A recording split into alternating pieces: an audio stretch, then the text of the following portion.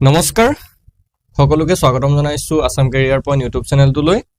বন্ধুসকল, আজিৰ ভিডিঅ'টোত আমি আপোনালোকৰ আগন্তুক অনুষ্ঠিত হ'ব লগা SSCGD কনষ্টেবল পৰীক্ষাৰ বাবে সহায়ক হোৱাকৈ আৰু এটা মেথছৰ নতুন ক্লাছ লৈ আহিছো।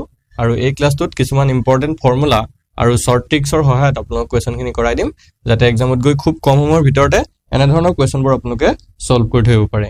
আৰু এটা কথা ইয়াতে আপোনালোক জনাই থওঁ, যদি আপোনালোকৰ SSCGD কনষ্টেবল পৰীক্ষাৰ কাৰণে কিছুমান ইম্পৰ্টেণ্ট PDF লাগে, আছামিজ মিডিয়ামত আপোনালোকৰ PDF খিনি পাই যাব। তো PDF খিনি পাবলৈ আপোনালোকৰ স্ক্ৰীনত যেটো নাম্বাৰ দেখিছে, সেই নাম্বাৰটোত আমাক WhatsApp আছে, WhatsAppত মেছেজ কৰি কেৱল 149 টকা পেমেন্ট কৰি লৈ ল'ব পাৰিব। ঠিক আছে, এতিয়া আমি কুৱেশ্যন খিনিলৈ যাওঁ। তো ফাৰ্স্ট কুৱেশ্যনটোত কি কৈছে চাওক। তিনিজন ল'ৰাৰ গড় বয়স 16 বছৰ। যদি তেওঁলোকৰ বয়সৰ অনুপাত 4:5:7 হয়, তেন্তে সৰু ল'ৰাটোৰ বয়স কিমান হ'ব? The average age of 3 boys is 16 years. If the ratio of their ages is 4:5:7, what is the age of the younger boy?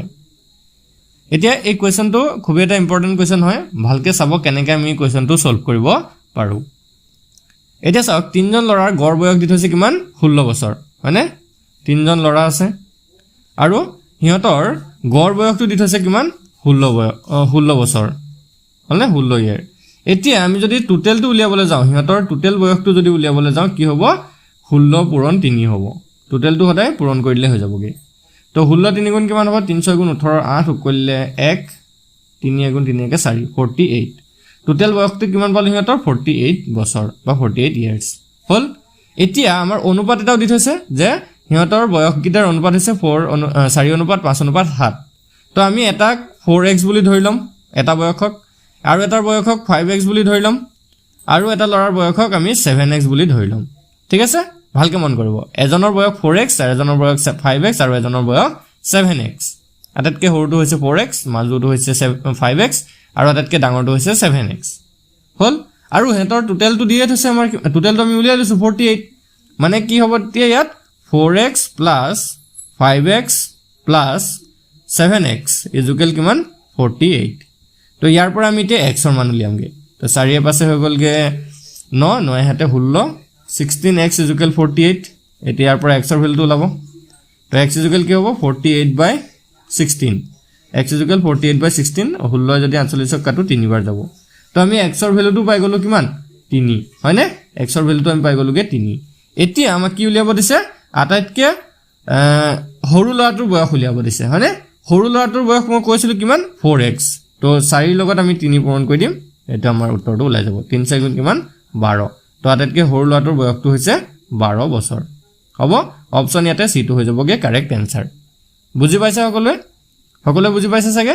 আটাইতকৈ ডাঙৰটো যদি উলিয়াব দিলেহেঁতেন তেতিয়া এইটো 7x হ'লহেঁতেন। তেতিয়া এইটো 7 3 গুণ হৈ গ'লহেঁতেন 21 বছৰ। বুজি পাইছে? 21 বছৰ হ'লহেঁতেন। যদি মাজতো উলিয়াব দিলেহেঁতেন তেতিয়া 5 3 গুণ 15 বছৰ হ'লহেঁতেন। ক্লিয়াৰ হৈছে চাগে? তো আগবাঢ়ো নেক্সট কুৱেশ্যনটোলৈ। নেক্সট কুৱেশ্যনটো কি দিছে চাওক।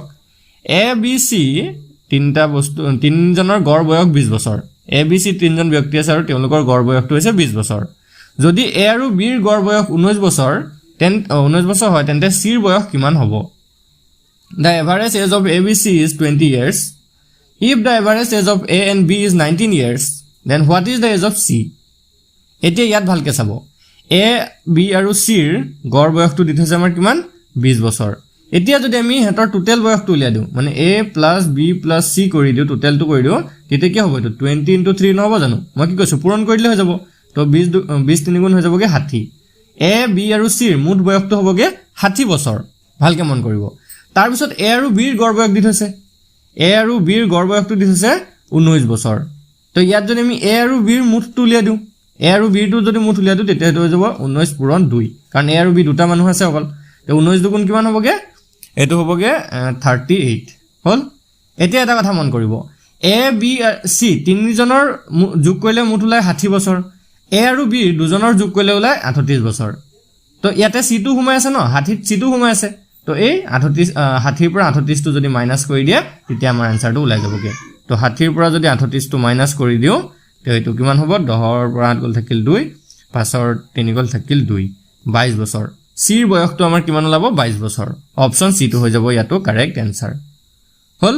ভালকে কুৱেশ্যনটো বুজি পাইছে চাগে? তো আগবাঢ়ো নেক্সট কুৱেশ্যনটোলৈ।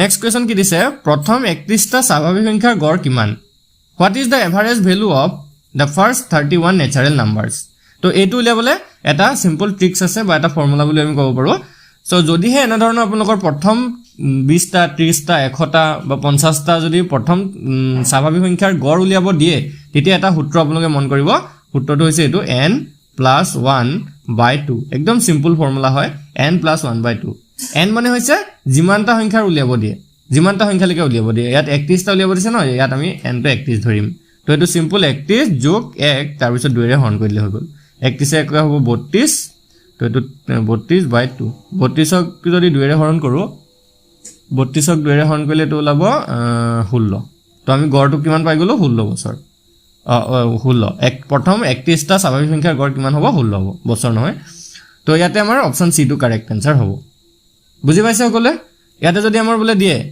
যদি দিয়ে বোলে প্ৰথম 50টা স্বাভাৱিক সংখ্যাৰ গড় কিমান তেতিয়া এটো সিম্পল 50 + 1 / 2 কৰিলে হৈ যাব ভগ্নাংশটো ওলাব পাৰে বা কেতিয়াবা পইণ্টটো ওলাব পাৰে সিম্পল কথা হলনে তো আগবঢ়ো নেক্সট কোৱেশ্যনটোলে নেক্সট কোৱেশ্যনটো কি দিছে চাওক পদাৰ্থ বিজ্ঞান আৰু ৰসায়ন বিজ্ঞানত পোৱা ৰাজীৱৰ নম্বৰৰ অনুপাত 5:4 যদি দুয়োটা বিষয়ত পোৱা নম্বৰৰ পাৰ্থক্য 16 হয় তেন্তে দুয়োটা বিষয়তে পোৱা নম্বৰৰ কি হয় তেন্তে দুয়োটা বিষয়ত পোৱা নম্বৰটো কি হ'ব মানে মুঠ নম্বৰটো সুধিছা দুয়োটা বিষয়ত পোৱা মুঠ নম্বৰটো কি হ'ব ভালকে চাওক কি কৈছে ৰাজীৱ নামৰ এজন ল'ৰা আছে যিয়ে পদাৰ্থ বিজ্ঞান মানে ফিজিক্স আৰু কেমিষ্ট্ৰিত দুটা সাবজেক্টত পোৱা নম্বৰটোৰ অনুপাত দি থৈছে 5:4 5:4 আৰু সেই নম্বৰ দুটাৰ পাৰ্থক্য দি থৈছে 16 মানে বিয়োগফলটো হৈছে 16 ডাঙৰটোৰ পৰা সৰুটো বিয়োগ কৰিলে 16 পায় এতিয়া আমি ধৰি লৈছো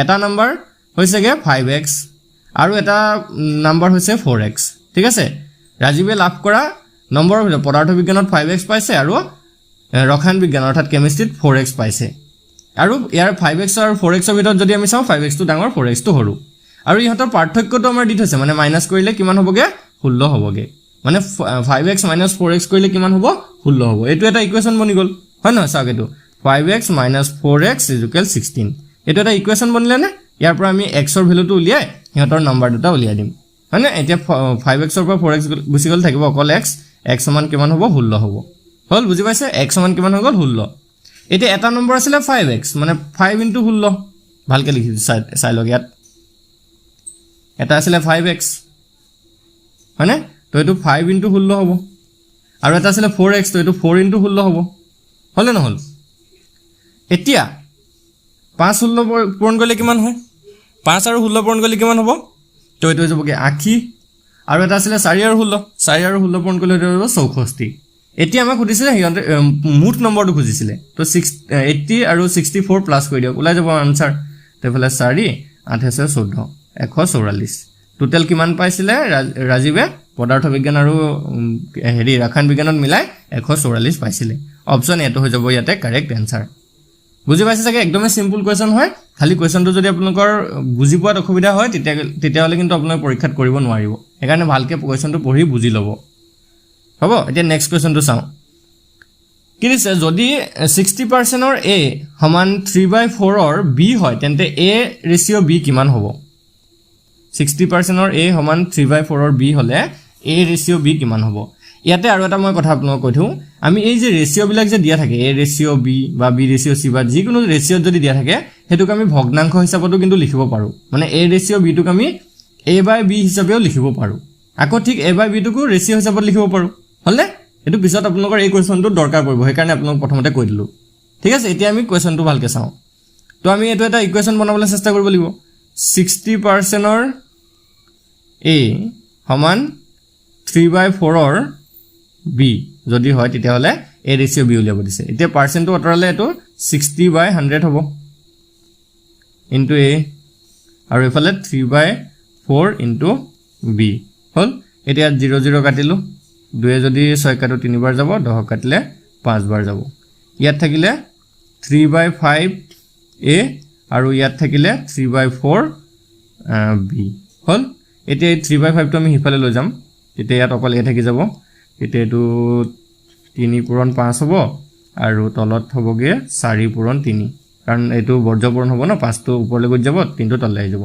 এতিয়া 3 3 কাটা যাব আৰু b টো আছে হল বুজি পাইছে এতিয়া ইয়াত থাকিল এতিয়া চাওক এই b টো হিফালে কি হৈছে পূৰণ হৈ আছে 4/5 ৰ লগত কি হৈছে পূৰণ এফালে লৈ অহাৰ লগে লগে কি যাব হৰণ তেতিয়া এটো আমি a/b লিখিব পাৰিম নে a/b ইকুৱেল কি থাকিলে হিফালে ওপৰত 5 আৰু তলত 4 5/4 a/b ইকুৱেল কি লিখিব পাৰিলো আমি 5/4 এই b টো তলত এফালে লৈ আহিলো মানে সমান চিহ্ন এফালে অহাৰ লগে লগে হৰণ হৈ থাকিলে এৰ লগত কি হৈ গ'ল হি হৰণ হৈ গ'ল এতিয়া a/b পালো আমি কি 5/4 তো মই এটা কথা প্ৰথমতে যে কৈ লৈছিলো যে ভগ্নাংশটোক আমি ৰেশিও হিচাপে লিখিব পাৰো তো এতিয়া আমি ইয়াত a ৰেশিও b টো কি হিচাপে লিখিব পাৰিম 5/4 হিচাপে লিখিব পাৰিম বুজি পালে a ৰেশিও b 5/4 আৰু এইটোই আমাক উলিয়াব দিছে হয়নে চাওক তো অপচন ইয়াতে ভিতৰতে অপচন b টো কাৰেক্ট আনসাৰ হ'ব ঠিক আছে বুজি পাইছে তো আগবাঢ়ো নেক্সট কোৱেশ্চনটোলে নেক্সট কোৱেশ্চনটো কি দিছে চাওক যদি কোনো সংখ্যাৰ 60% অৰ 3/5 সমান 36 হয় তেন্তে সংখ্যাটো কি হ'ব তো এটো এটা ইন্টাৰেষ্টিং কোৱেশ্চন হয় ইয়াতে আমি সংখ্যাটো কি ধৰিলাম x ধৰিলাম ঠিক আছে ইয়াত কাৰণ আমাৰ কোনো ইকুৱেশ্যন ডাইৰেক্টলি দি থোৱা নাই ন তো সেই সংখ্যাটো ধৰি লোৱা সংখ্যাটো আমি x হল এতিয়া x ৰ 60% অৰ 3/5 আমাৰ কিমান দি থৈছে 36 তেতিয়া হলে x টো কিমান হ'ব আমি উলিয়ামগে তো এটো হ'বগে x * পাৰ্চেন্ট অতৰালে তলত দেখো এটা আহিব 60/100 * 3/5 = 36 0 0 কাটিলো 3 2 যদি কাটো সবাক 3 বাৰ যাব 10 5 বাৰ যাব হল এতিয়া এটা যদি আমি চাও x থাকিলে ইনটু 3 3 গুণ হলগে 9 আৰু ইফালে 5 5 গুণ 25 হলে আৰু ইফালে 37 এতিয়া আমি যদি ইফালে লৈ গুজ যাও x টোক ৰাখি দিলো তো ইফালে ওপৰ 37 ৰ লগত 25 পূৰণ হ'বগে আৰু তলত থাকি যাবগে ইফালে 9 টো আৰু 9 যদি আমি 36 কাটি দিও কেবাৰ যাব 9 4 গুণ 36 তো আমাৰ x ৰ ভ্যালুটো কিমান লবগে 4 পূৰণ 25 আৰু 4 আৰু 25 পূৰণ কৰিলে কিমান হ'ব 4 25 100 হল 100 ওলালেগে x ৰ ভ্যালুটো কিমান ওলালেগে 100 তো আমাৰ যেটো উলিয়াব লগা সংখ্যা আছিল হেতু হৈছে 100 অপচন এ ইয়াৰ ভিতৰত এটো হ'বগে কাৰেক্ট আনসাৰ অপচন এটো হৈ গল কাৰেক্ট আনসাৰ বুজি পাইছে খেলিমিল নাই লগা সকে তো আগবাঢ়িব পাৰো নেক্সট কোৱেশ্চনটোলে নেক্সট কোৱেশ্চনটো সব কি দিছে The ratio of the present ages of Sita and Gita is 8:9 respectively and the sum of their ages is 68 years. What will be the ratio of their ages after 10 years? Question to অলপ দীঘলীয়া হয় ভালকে চাব কি কৈছে Sita আৰু Gitaৰ বৰ্তমান বয়সৰ অনুপাত হৈছে 8:9 আৰু তেওঁলোকৰ বয়সৰ যোগফলটো হৈছে 68 বছৰ 10 বছৰ পিছত তেওঁলোকৰ বয়সৰ অনুপাত কিমান হ'ব So eto interesting question hoy বৰ্তমান হেতৰ যেটো বয়সৰ অনুপাত হেতু দি থৈছে 8:9 আৰু হেতৰ বয়সৰ যোগফলটো আমাৰ দি থৈছে 68 ঠিক আছে এতিয়া এটা সিতাৰ বয়সক আমি 8x বুলি ধৰি লৈছো আৰু গিটাৰ বয়সটোক 9x বুলি আমি ধৰি লৈছো আৰু হেতৰ যেটো মানে এডিশন বা যোগফল হেতু হৈছেগে 68 হল হেতু 8x + 9x = 68 তো ইয়াৰ পৰা আমি x ৰ ভ্যালুটো উলিয়ালে দুই গৰাকীৰ বয়সটো ওলাই যাবগে এতিয়া যদি আমি চাও 8 9 হৈ যাবগে 17x = 68 হল তো এফালে x ৰ ভ্যালুটো হ'বগে 68/17 এতিয়া 17 যদি আমি 68 কাটি দিও তো এটো যাবগে 4 বাৰ হল তো x ৰ ভ্যালুটো আমি কিমান পালোগে 4 পালো তো আমাৰ সিতাৰ বয়স আছিল 8x মানে 8 * 4 8 * 4 কৰিলে কিমান হ'ব 8 4 গুণ 32 আৰু গিটাৰ বয়স আছিল 9x 9 * 4 হ'ব 9 4 গুণ হ'বগে 36 হল এগৰাকীৰ বয়স 32 আৰু এগৰাকীৰ বয়স হৈ গলগে 36 এতিয়া এটোটো বৰ্তমান বয়স হয় এই দুইটা 32 আৰু 36 আমাক খুদিছে যে 10 বছৰৰ পিছত তেওঁলোকৰ বয়সৰ অনুপাতটো কিমান হ'ব তো 10 বছৰৰ পিছত তেওঁলোকৰ বয়স কিমান হ'ব চাওক তো 10 বছৰৰ পিছত সিতা হৈ যাবগে 32 + 10 তো এটো 32 ৰ লগত 10 যোগ কৰিলে হৈ যাবগে 42 আৰু গীতা হৈ যাবগে 36 + 10 36 ৰ লগত 10 যোগ কৰিলে হৈ যাবগে 46 এতিয়া হিহঁতৰ অনুপাতটো যদি চাও 42:46 হ'ব এতিয়া 42:46 টো অপচনত নাই দুয়ে যদি আমি কাটি দিও 42ক 21 বাৰ যাব 46ক কাটিলে 23 বাৰ যাব তো 21:23 যদি অপচনত আছে চাওক অপচনত আছে অপচন ডিত আছে অপচন ডি টো হৈ যাবগে কাৰেক্ট আনসাৰ বুজি পাইছে এনে ধৰণে আমি কোৱেশ্চনবোৰ সলভ কৰিব পাৰো তো আজিৰ ভিডিওত আমি এইকেইটা কোৱেশ্চনে আলোচনা কৰিলো যদি আপোনালোকৰ কোৱেশ্চন কেইটা ভাল লাগিলে ভিডিওটো এটা লাইক কৰি দিব আৰু আমাৰ চেনেলটো সাবস্ক্ৰাইব কৰি লব কাৰণ